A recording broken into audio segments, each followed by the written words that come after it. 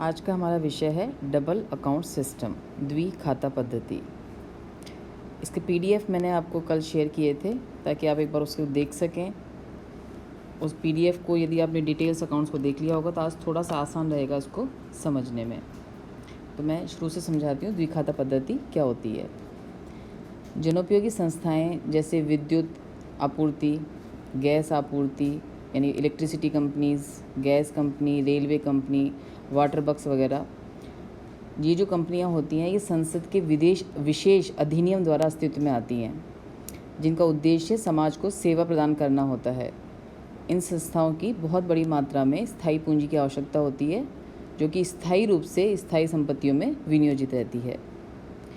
इस पूंजी का बहुत बड़ा भाग जनता से प्राप्त किया जाता है, इसलिए इसकी नैतिक जिम्मेदारी है कि ये जनता को स्थायी पूंजी के प्राप्ति के साधनों और इसके उपयोग के बारे में स्पष्ट पूर्ण प्रकटीकरण करे। इन संस्थाओं द्वारा अपने अंतिम लेखों का प्रस्तुतिकरण इस प्रकार से किया जाना चाहिए कि एक सामान्य व्यक्ति भी इन लेखों को देखकर इसकी वित्तीय स्थिति के बारे में जानकारी प्राप्त कर सके। इस उद्देश्य की पूर्ति के लिए इसके लेखों के लिए द्विखाता पद्धति अपनाई जाती है। द्विखाता पद्धति अंतिम खातों की प्रस्तुतिकरण की एक विधि है। ये दोहरा लेखा प्रणाली डबल अकाउंटिंग सिस्टम से अलग नहीं है, उसी पे बेस है, सिर्फ इसे द्विखाता पद्धति कहा जाता है इसके कुछ विशेष तरीके की वजह से। जनोपयोगी संस्थाओं द्वारा तलपट तक बनाने का कार्य तो व्यावसायिक संस्थाओं की तरह ही डबल अकाउंटिंग सिस्टम यानी दोहरा लेखा प्रणाली के आधार पर ही किया जाता है। अर्थात journal entries, ledger posting, trial balance तक की विधि तो हमारी वैसे ही अपनाई जाएगी जैसे हम सामान्य संस्थाओं में अपनाते रहे हैं, लेकिन इसके अंतिम खातों में व्यावसायिक संस्थाओं की तुलना में अंतर होता है, अलग होता है। जनोपयोगी संस्थाओं द्वारा एक लाभ हानि खाता बनाने के स्थान पर दो खाते revenue account and net revenue account बनाया जाता है। सामान्य संस्थाओं में हम एक ही लाभ हानि खाता बनाते हैं, यहाँ पर लाभ हानि खाते को दो भागों में बांटा गया है, revenue account and net revenue account. एवं एक स्थिति विवरण के स्थान पर, एक बैलेंस शीट के स्थान पर यहाँ पे बैलेंस शीट को भी दो भागों में बांटा गया है, पूंजी खाते पर प्राप्तियों एवं व्ययों का विवरण तथा सामान्य चिट्ठा यानी एक्सेस ऑफ कैपिटल और एक्सपेंडिचर और जनरल बैलेंस शीट। इसलिए इस पद्धति का नाम द्विखाता पद्धति पड़ा है, क्योंकि इसमें हर अकाउंट के दो भागों में बांट दिया है, पी&एल अकाउंट को भी और बैलेंस शीट को भी। चूँकि जनोपयोगी संस्थाओं का उद्देश्य लाभ कमाना नहीं है, अतः इन संस्थाओं द्वारा लाभ हानि खाता नहीं बनाया जाता है। इसके स्थान पर रेवेन्यू खाता, रेवेन्यू अकाउंट और नेट रेवेन्यू अकाउंट बनाता है, जो सरप्लस या डेफिसिट को बताता है। व्यावसायिक संस्थाओं द्वारा बनाए जाने वाले चिट्ठे को यहाँ पर इन संस्थाओं द्वारा दो भागों में बांटकर बनाया जाता है। इन संस्थाओं की पूंजी का अधिकतम भाग स्थायी संपत्तियों में विनियोजित रहता है, अतः ये संस्थाएं पूंजी खाते पर प्राप्तियों एवं व्ययों का विवरण statement of receipts and expenditure on capital account बनाती है, जिसमें हम स्थायी संपत्तियों और स्थायी दायित्वों को दिखाते हैं। इसमें पूंजीगत प्राप्तियों, पूंजीगत व्ययों को दिखाया जाता है। इस विवरण के शेष को, इसका जो बैलेंस होगा उसे हम जनरल बैलेंस शीट में ट्रांसफ़र करेंगे। सामान्य चिट्ठे में शेष रही संपत्तियां एवं दायित्व अर्थात current liabilities, current assets, provisions आदि को दिखाया जाएगा। स्थायी संपत्तियों को हमेशा ओरिजिनल कॉस्ट, मूल लागत पर ही दिखाया जाता है। मूल्यह्रास के लिए, डेप्रिसिएशन के लिए अलग से डेप्रिसिएशन फंड बनाया जाता है, जिसे जनरल बैलेंस शीट में ही दिखाया जाएगा। पूंजीगत संचय जैसे securities premium account, capital redemption reserve, जो पूंजी संचय हैं, जो कैपिटल रिजर्व्स हैं, वो सब पूंजी खाते में दिखाए जाते हैं, जबकि आयगत संचय सामान्य चिट्ठे में जनरल बैलेंस शीट में दिखाए जाएंगे। लॉन्ग टर्म लोन्स, डिबेंचर्स को हम कैपिटल अकाउंट में दिखाएंगे, जबकि इसके ब्याज को नेट रेवेन्यू अकाउंट के डेबिट में दिखाया जाएगा। इस पद्धति में स्थायी संपत्तियों के पुनर्स्थापन पर व्ययों का व्यवहार विशेष विधि से किया जाता है, जो हम अगले टॉपिक में पढ़ेंगे, जिसके हम अभी यहाँ पे चर्चा नहीं कर रहे हैं। आज मैं एक एग्जांपल लेके समझा रही हूँ आपको इस वीडियो में कि हमने जो मैंने पीडीएफ शेयर किया था, जिसमें मैंने आपको detail perform of revenue account, net revenue account, statement showing receipts and expenditure on capital account और जनरल बैलेंस शीट बताई थी, जिसका एक डिटेल में परफॉर्मा बताया था कि आइटम कौन कौन से उसमें शामिल किए जाएंगे और किस तरह से दिखाया जाएगा। उसी अकाउंट्स को मैं एक एग्जांपल लेके यहाँ पर समझाती हूँ कि कैसे हमें यहाँ पर उसे सॉल्व करना है या किस तरह से हमें डबल अकाउंट सिस्टम बना के दिखाना है। ये एग्जाम्पल कहता है बीसलपुर वाटर सप्लाई कंपनी की पुस्तकों में 31 मार्च 2019 को आपको शेष दे रखे हैं। इन सूचनाओं को अपने को जो सूचनाएं दे रखी हैं उसको 4 तरह से आपको अलग से छांट लेनी है। एक वो आइटम जो प्रॉफिट एंड लॉस अकाउंट में आते थे वो हम रेवेन्यू अकाउंट में दिखाएंगे। जो आइटम हमारे profit and loss appropriation account में आते थे वो हमें नेट रेवेन्यू अकाउंट में दिखाना है। Long term loans, long term debentures और long term assets, fix assets और फिक्स लाइबिलिटीज़ को statement of receipts and expenditure on capital account में दिखाना है। और current assets, current liabilities, provisions and revenue reserves को हम जनरल बैलेंस शीट में दिखाएंगे। यहाँ पर रेवेन्यू अकाउंट का बैलेंस नेट रेवेन्यू अकाउंट में ट्रांसफ़र होगा, नेट रेवेन्यू अकाउंट का बैलेंस जनरल बैलेंस शीट में ट्रांसफ़र किया जाएगा। इसी तरह statement of receipts and expenditure का बैलेंस भी जनरल बैलेंस शीट में ट्रांसफ़र करके दिखाना है। अब इस एग्जांपल को हम देखें तो चूँकि हमने फाइनल अकाउंट्स पढ़े हुए हैं पहले, तो हमें ज़्यादा दिक्कत यहाँ पर आएगी नहीं। पहली सूचना है लैंड, जो कि हमारी फिक्स असेट्स है, तो ये हमारी कहाँ जाएगी, स्टेटमेंट ऑफ रिसिप्ट्स में। मशीनरी, ये सूचना भी हमारी स्टेटमेंट ऑफ रिसिप्ट्स में जाएगी। माइंस, ये भी हमारी स्टेटमेंट ऑफ रिसिप्ट्स में जाएंगी। इक्विटी शेयर कैपिटल हमारी लॉन्ग टर्म लायबिलिटी है, ये भी वहीं जाएगी। डिबेंचर्स भी हमारे statement of receipts and expenditure on capital account में दिखाए जाएंगे। सन्ड्री क्रेडिटर्स हमारी करंट लायबिलिटी है, जनरल बैलेंस शीट में आएगी। डेप्रिसिएशन फंड भी हमारा जनरल बैलेंस शीट में आएगा। सन्ड्री डेटर्स हमारे करंट असेट्स हैं, ये भी जनरल बैलेंस शीट में आएंगे। अदर डेटर्स भी यहीं पर आएंगे, कैश भी यहीं पर आएगा। मेंटेनेंस ऑफ पंपिंग स्टेशन हमारे सामान्य खर्चे हैं, आयगत खर्चे हैं, ये हम दिखाएंगे रेवेन्यू अकाउंट में। वाटर डिस्ट्रीब्यूशन कॉस्ट, ये भी हमारा रेवेन्यू एक्सपेंसेस है, ये भी कहाँ आएगा, हमारा रेवेन्यू अकाउंट में। Rent, rates and taxes, management expenses and depreciation, ये सब खर्चे हमारे रेवेन्यू अकाउंट में दिखाए जाएंगे। Sale of water, rent of meter हमारी रेवेन्यू इनकम है, ये भी हमारी रेवेन्यू अकाउंट में क्रेडिट साइड दिखाई जाएगी। इंटरेस्ट ऑन डिबेंचर हमारा फाइनेंशियल एक्सपेंसेस है, तो ये हमारा दिखाया जाएगा नेट रेवेन्यू अकाउंट के डेबिट साइड। इंटरिम डिविडेंड, ये भी हमारा नेट रेवेन्यू अकाउंट के डेबिट साइड दिखाया जाएगा। Opening balance net revenue account के क्रेडिट साइड दिखाया जाएगा। ब्रीफ करने के बाद अब हम शुरू करते हैं accounts. Books of Bisalpur water supply company का सबसे पहले हम बना रहे हैं यहाँ पे revenue account for the year ended 2019। जैसा मैंने क्वेश्चन में समझाया था कौन कौन सा आइटम आएंगे इसमें, हमारे maintenance, water distribution cost, rent rates, maintenance expenses and depreciation हमारे डेबिट में आएंगे। और जो हमारी इनकम है, सेल ऑफ वाटर और रेंट ऑफ मीटर, ये हमारा आ जाएगा क्रेडिट साइड।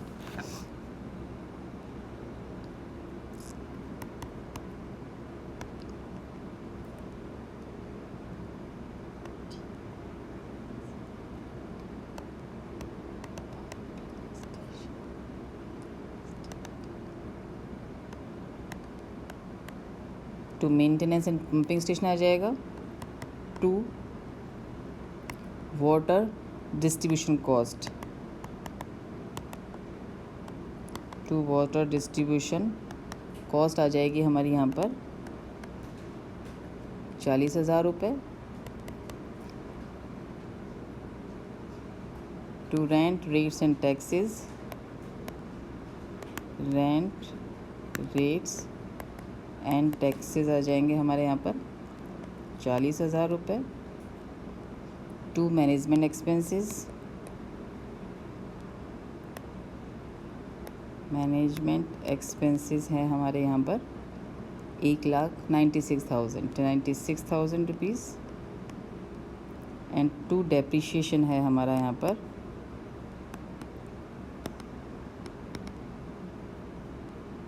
1,60,000, 1,60,000। इनकम में हमने 2 तरह से इनकम अर्न करी है यहाँ पर, बाय सेल ऑफ वाटर 10,40,000 और एक इनकम हमने और अर्न की है बाय रेंट ऑफ मीटर्स।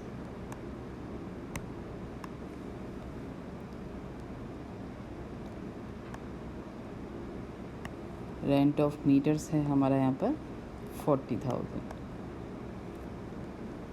तो हमारा क्रेडिट का टोटल यहाँ पर आ जाएगा 10,80,000। इसमें से हम एक्सपेंसेस लेस कर देंगे 2,80,000, 40,000, 40,000, 96,000 एंड 1,60,000। जो डिफरेंस है हमारा डेबिट में यदि है तो सरप्लस शो करेगा, क्रेडिट में है तो हमारी वो डेफिशिएंसी शो करेगा। यहाँ चूँकि हमारी इनकम ज़्यादा है तो सरप्लस आ जाएगा, to surplus carried to net revenue account.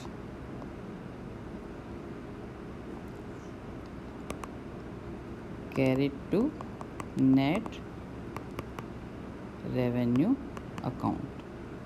Total हमारा 10,80,000 है। इसमें से सारे खर्चे आप घटा देंगे तो बैलेंस हमारा आ जाएगा 4,64,000, जिसे हम कहाँ दिखाएंगे, नेट रेवेन्यू अकाउंट के credit side by surplus from revenue account. Revenue account 4,64,000। अब ऐसे खर्चे जो हमारे एप्रोप्रिएशन ऑफ प्रॉफिट है, जो लाभों का नियोजन है, वो हम दिखाएंगे नेट रेवेन्यू अकाउंट में। तो इसमें हमारा पहला आइटम था इंटरेस्ट ऑन डिवेंचर और इंटरिम डिविडेंड। तो डेबिट में आ जाएगा हमारा 2 इंटरेस्ट ऑन डिबेंचर, जो यहाँ दे रखा है हमारा 80,000 and 2 interim dividend. Interim dividend जो है हमारा यहाँ पर 1,60,000।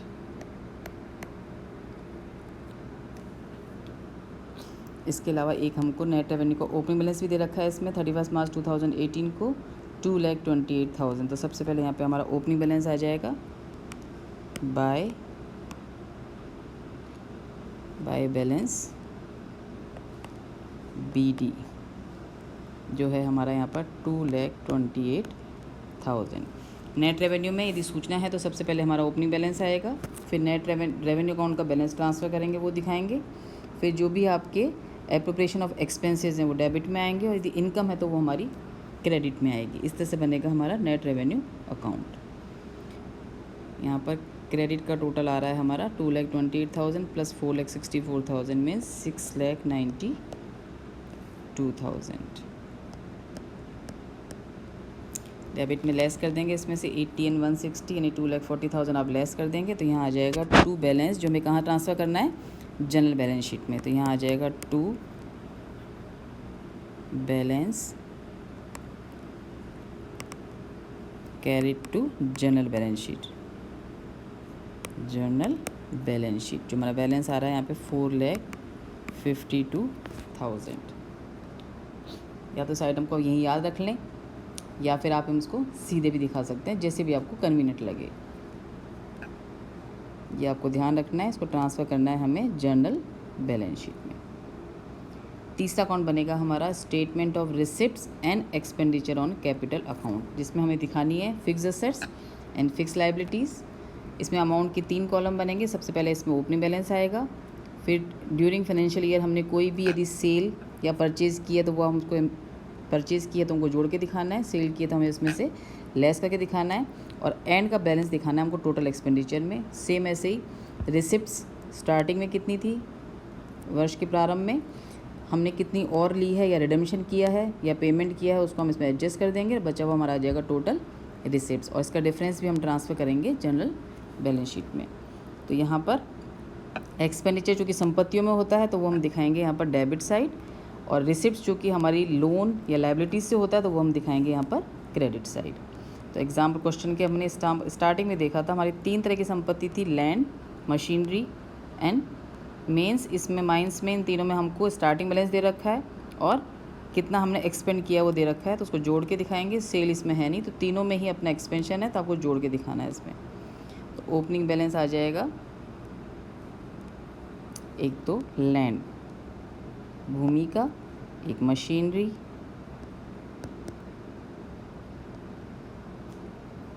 और एक मीन्स। ओपनिंग बैलेंस लैंड का है 12 लाख रुपीज़, मशीनरी का है 48 लाख रुपीज़, इसका है 16 lakh rupees. During the year हमने लैंड परचेज़ की है, एक्सपेंड किया है हमने 40,000, मशीनरी पर भी हमने किया है 40,000 और इस पर किया है हमने 4,08,000। तो क्लोजिंग बैलेंस हमारा लैंड का आ जाएगा 12,40,000, मशीनरी का आ जाएगा 48,40,000, मीन्स का आ जाएगा हमारा 20,08,000। लाइबिलिटीज़, लॉन्ग टर्म लाइबिलिटीज़ हमारी कौन कौन सी थी इसमें? एक थी हमारी equity share capital and debentures, दो ही हैं हमारे। इसके सिर्फ बैलेंसेस दे रखे हैं, कोई भी इंक्रीज या डिक्रीज़ की सूचना नहीं है। तो यहाँ हमारा आ जाएगा equity share capital and debentures. इनका ओपनिंग बैलेंस दे रखा है हमको कैपिटल का 43,92,000, इसमें कोई भी चेंज नहीं है। तो क्लोजिंग भी हमारा यही आ जाएगा 43,92,000। डिबेंचर्स का स्टार्टिंग बैलेंस था हमारा 16 लाख, इसमें भी कोई चेंज नहीं है। तो क्लोजिंग बैलेंस भी हमारा यही आ जाएगा 16 लाख। टोटल यहाँ पर हमारा डेबिट का ज़्यादा आ रहा है, टोटल हमारा यहाँ आ रहा है 76 लाख, इसमें हमने एक्सपेंड किया है 4,88,000, तो बैलेंस हमारा आ रहा है 80,88,000। 76 लाख, 4,88,000, 80,88,000। तो बैलेंस हमारा आ जाएगा, ये हमारा आ जाएगा बैलेंस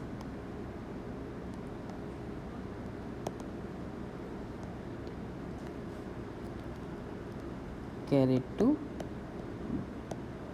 जर्नल बैलेंस शीट।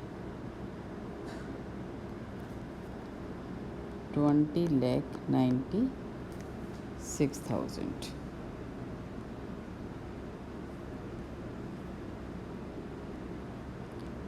इसमें ओपनिंग बैलेंस हमको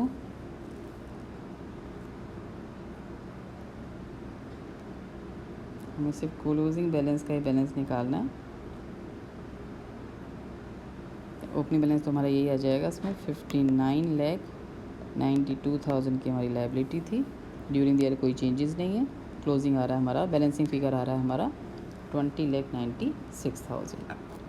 अब जनरल बैलेंस शीट में सबसे पहले हमारी आ जाएंगी current liability, sundry creditors. Sundry creditors थे हमारे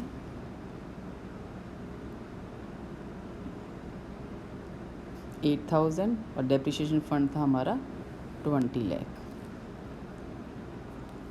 सन्ड्री क्रेडिटर्स हैं हमारे 8,000, डेप्रिसिएशन फंड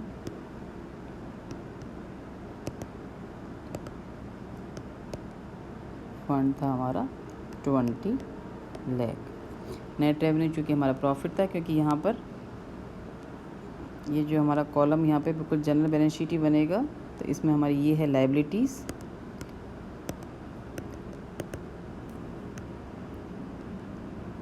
ये है हमारी असेट्स।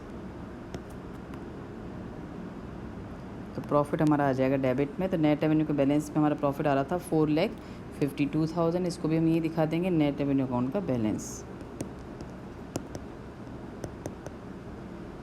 नेट रेवेन्यू अकाउंट का जो क्लोजिंग बैलेंस है ये भी अपना लायबिलिटीज़ में आ जाएगा, क्योंकि प्रॉफिट शो कर रहा था। असेट्स में आ जाएगा हमारा करंट असेट्स थी हमारी यहाँ पर sundry debtors, other debtors and cash. सबसे पहले इसमें हम बैलेंस ट्रांसफ़र करेंगे statement of received and expenditure का। इसमें हमारी असेट्स ज़्यादा और लायबिलिटीज़ कम थी, तो बैलेंस हमारा असेट्स में आ जाएगा डिफरेंस।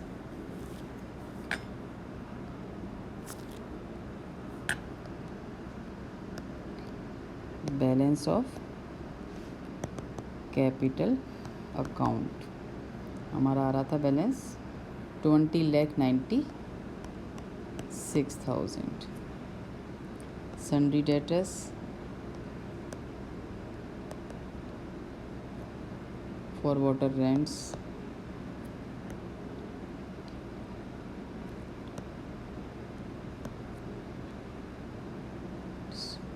3,20,000। अदर डेटर्स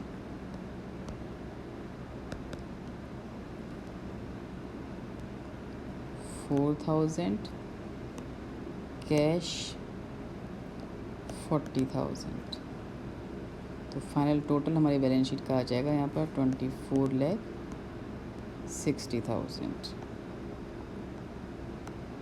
ये तरीका है हमारा डबल अकाउंटिंग सिस्टम बनाने का। बेस हमारा वही है जैसे हम फाइनल अकाउंट बनाते आए हैं अब तक, बस इसको आपको उन्हीं अकाउंट्स को दो भागों में, P&L को भी दो भागों में बांट के दिखाया हुआ है। वैसे हम वहाँ पर भी दो भागों में दिखाते थे, profit and loss account and profit and loss appropriation.